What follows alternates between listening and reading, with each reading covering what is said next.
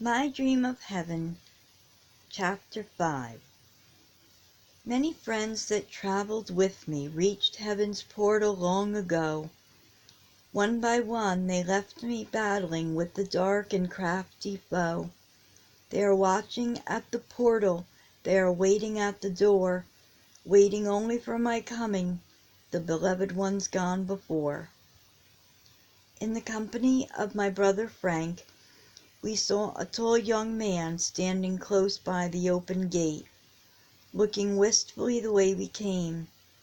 A closer scrutiny revealed his identity, and I exclaimed with joy, extending both hands to him, "My dear Carol!"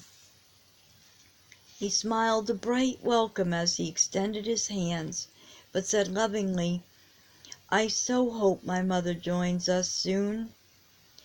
She will come to you now before long, but then you know it will be forever."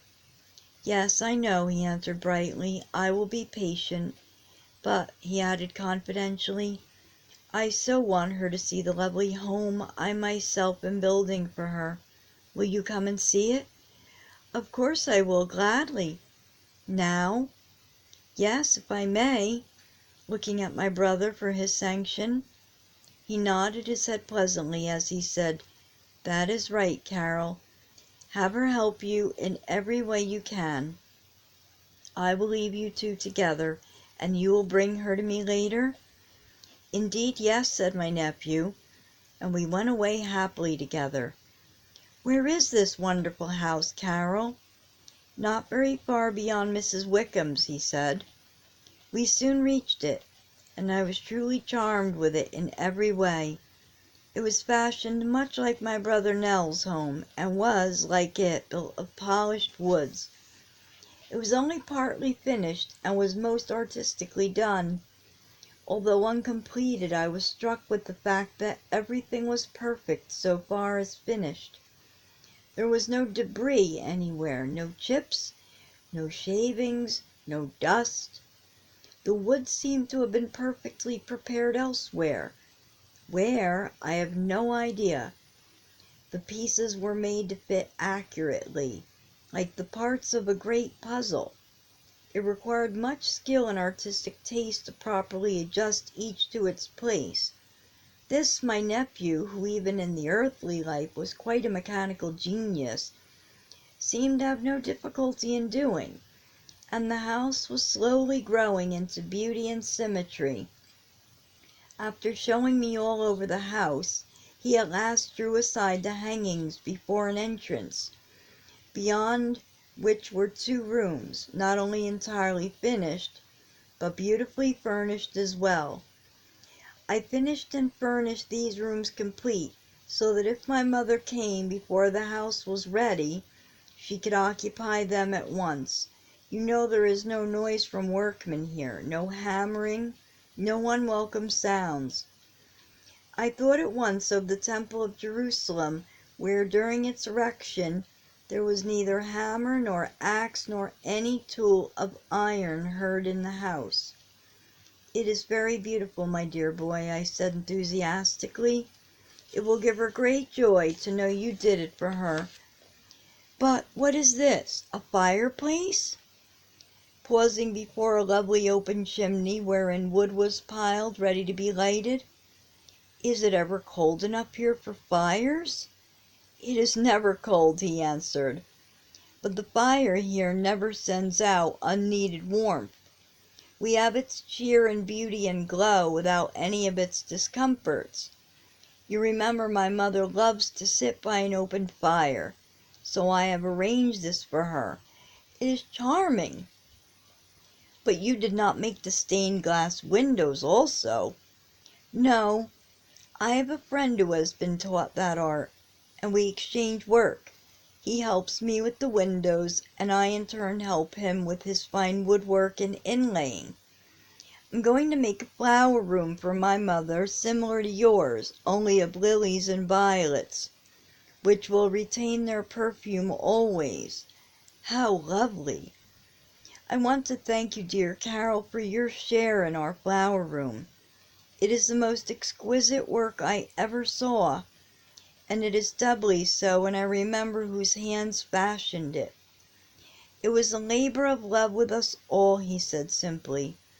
That is what enhances its beauty for me, I said. But sit here by me now and tell me about yourself. Do you spend all of your time at this delightful work? Oh, no, indeed. Perhaps what we used to call 2 or 3 hours daily. Much of my time is still spent with my grandfather. I do not know what I should have done when I first came here but for him. I was so ignorant about this life and came so suddenly. Yes, dear boy, I know, I said sympathetically. He met me at the very entrance and took me at once home, where he and Grandma did everything possible to instruct and help me. But I am still far below what I ought to be. I would go back to the old life for an entire year. If I only could go to my old friends, or better, into every Sunday school in the world, and beseech the girls and boys to try to understand and profit by the instruction they receive there. Why, I used to go to Sunday school Sunday after Sunday, help sing the hymns, and read the lesson, and listen to all that was said. And I really enjoyed every moment of the time. Sometimes I would feel great longing after a better life, but there seemed to be no one to especially guide or help me, and the greater part of the time what I heard one Sunday was never once spoken of, or even thought of, till another Sunday came, so that the impression made was very transient. Why don't boys and girls talk more together about what they hear at Sunday school? We were all ready enough to talk about a show of any kind after it was over, but seldom of the Sunday school when we were together socially. Why don't teachers take more interest in the daily lives of their scholars? Why is there so little really helpful talk in ordinary home life? Oh, I wish I could go back and tell them this. His face beamed with enthusiasm as he talked, and I too wished it might be possible for him to do as he desired. But alas, they will not be persuaded even if one arise from the dead, I thought. It is now time for me to go with my grandfather, he said, rising. But we will walk together as far as your home, and you will let me often visit you, will you not? Gladly, I answered as we set forth. We still conversed of many things as we walked, and when we parted at the door, I said, I'm soon to learn how to weave lovely draperies. Then I can help you when you are ready for them. That will make my work more delightful still, was his reply as he hastened on in the direction of my father's house.